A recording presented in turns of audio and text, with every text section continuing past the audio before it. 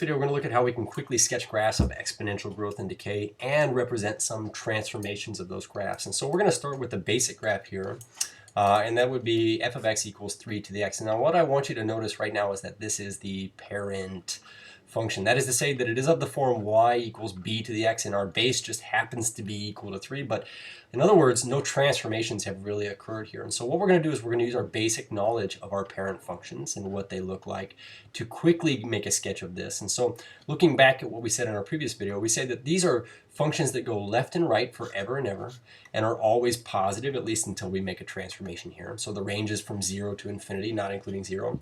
And we also noticed that specific points like 0, 1 have to be on there, as well as the fact that we plug in, say, these three inputs here, -1, 0, and 1, just because they're central to the graph.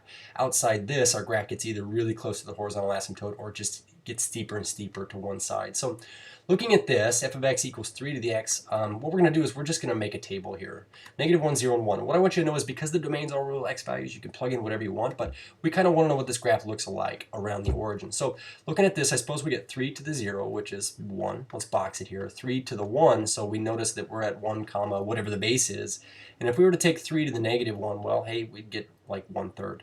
So this is our parent function table right here. At least for an exponential function having a base of 3, this would be our parent function table. So putting our graph together, instantly the very first point I like to put on here is 0, 1, but also 1, 3.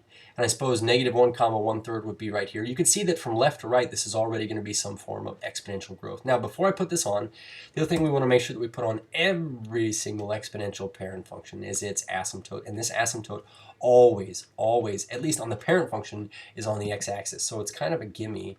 What we're going to do is we're just from left to right here, we're going to kind of sketch this into the best of our ability and increasing here. This is our graph of y equals 3 to the x. So now that I know what this graph looks like, generally speaking, goes through 0, 1, has an asymptote on the x-axis, this growth right here, and we've tabled 3 values, how could we represent some of the transformations that we tend to see? So recall that when we look at transformations, we tend to look at these 3 values that we lovingly refer to as a, h, and k.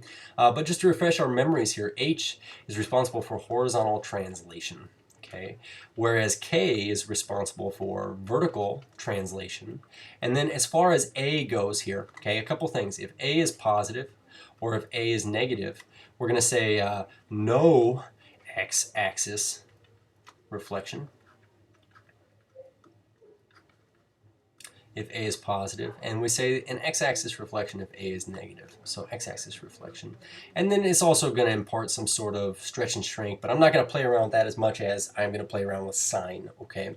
So when we look at types of transformations, you're going to see that I put 4 of them for us to graph here. 3 to the x plus 1, 3 to the x minus 2, -3 to the x, and 3 to the negative x. But I want you to notice in every possible instance, its base is 3.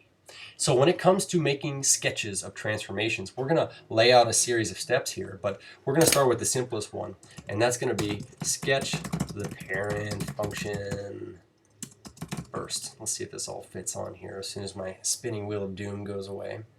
Sketch the parent function, we'll do this first. We're going to do that first, and so we're going to say that it would be y equals b to the x. Is what that would look like, right? And in this case, our base is 3. So we kind of just, when I click off on the side here, we kind of just did that right here. So if I know what this looks like, how might these other graphs compare to it? Well, let's talk about maybe describing our transformations. So the next thing I want to do is ID the transformations,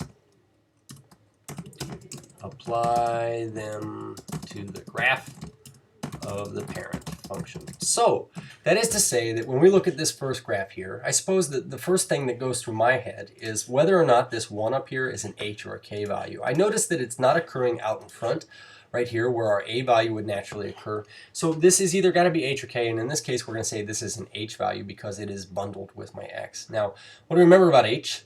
H is looking dishonest here, and so what we're going to say is that this actually shifts 1 to the left. So we're going to say a shift left 1 from the parent.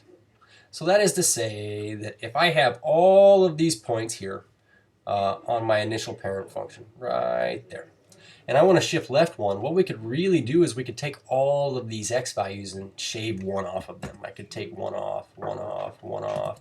And so we'll go ahead and we'll include that over here. So we're going to use our table for our parent function here, x. We have y equals 3 to the x. We got -1, 0, and 1. I suppose we had 1, 3, and 1/3. If I were to take off 1 off of all of these x values here, -1, -1, -1, then we would get some new table that would be representative of our parent, or our transformation of the parent function. And it would look thusly. We would say -1 minus 1 is -2, 0 minus 1 is -1, and 1 minus 1 is 0. And as far as our y values go, we did not shift this in a y direction, so these are not going to change at all. We could now go graph this, noting that we did not shift it up or down. I would say that the asymptote still has to lie on the x-axis here, so we have y equals 0. And instead of going through these initial 3 points, they're all going to be shifted left 1. So instead of 0, 1, you're going to go through -1, 1. But that's also reflected here in our table. You know, instead of going through 1, 3, you'd go through 0, 3, just because it would be bumped left 1. And we had a point at -1, 1/3 was right here. It would just also shift left 1. And so you can see that this really is our parent function, simply shifted left 1. But in terms of what I would want to know about this, I want to know domain is still negative to positive infinity and range is 0 to infinity. Okay. Taking a look at this other g of x here, 3 to the x minus 2, I want you to notice the difference between this 2 here, where it's sitting, and where this 1 was sitting. This is a loose constant, and therefore it is a k value. It's not bundled with x. And so we can say that because it's a k value, this tells us what type of vertical translation we're going to see here. We're going to say that this is a vertical shift, and in this case, down 2. K does not seem dishonest when we look at it, okay? So some initial impacts that I would say here on our table are that it's going to impact more the y values than the x values here.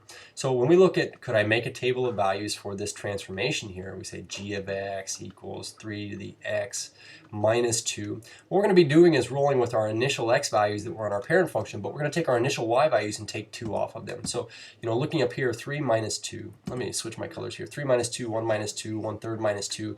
We would get 1 here. 1 minus 2 is -1 here. And then 1/3 minus 2. I suppose we would have to do 1/3 minus 6/3 would be -5/3, which is -1 2/3 here. So we get -5/3 here, which is about -1 2/3-ish. So graphing these, one thing I want to point out is that our asymptote, because this is a vertical shift, it does affect the asymptote. And so now this is no longer at y equals 0. This will be at y equals -2. And we can go ahead and plot these points as we've transformed them. But if you think about, this is just my parent function shifted down to. Remember that your parent function usually goes through 0, 1. Well, now it's going to go through 0, -1. And 1, 3 was our initial point there. It's going to go down to be at 1, 1. And where we had -1, 1/3, if I shift that down to, it's going to be here. And again, I could just plot these points that I have in my table. You do need to put them in a table, but we're going to see that we have a sketch that looks like this. It's not my best work, but again, you see domains negative to positive infinity. Range in this case would be -2 to infinity and not including that -2. So let's take a look at really quickly at a couple of different reflection transformations, what this might look like. I'm going to say that I would graph or make a table for the parent function here, which is y equals 3 to the x. And so again, -1, 0, and 1, we're going to get 1, 3, and 1/3.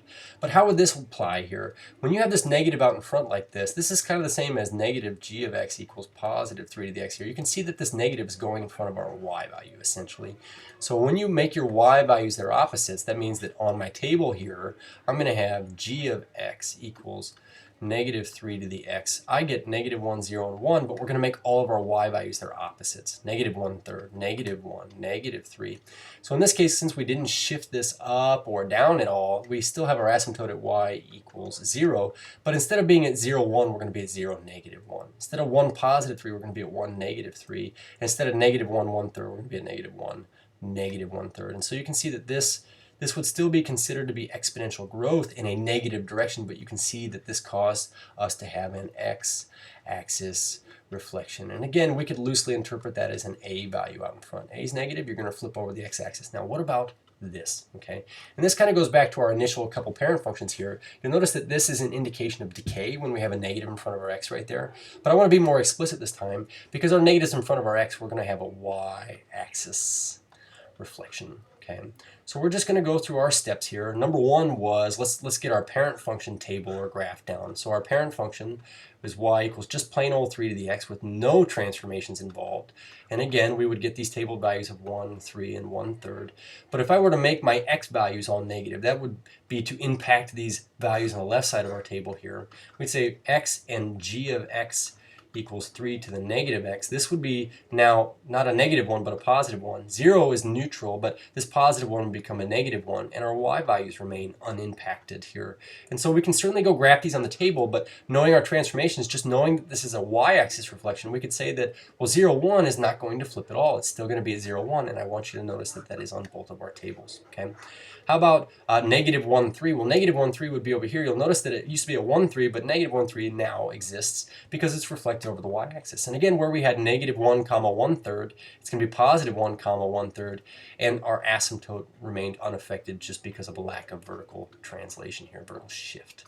So we're going to see this exponential decay function, which I have a lot harder time sketching from left to right. That would be incorrect. It'd be getting close to 0 here, and then going up on the left there. So sketching your transformations, the idea is going to be, man, if you can first sketch the parent function or know what that looks like, then identify your transformations and apply them to the graph of the parent function. I'm also going to say apply them to the graph and let me scooch over here, and the table of the parent function, so the table.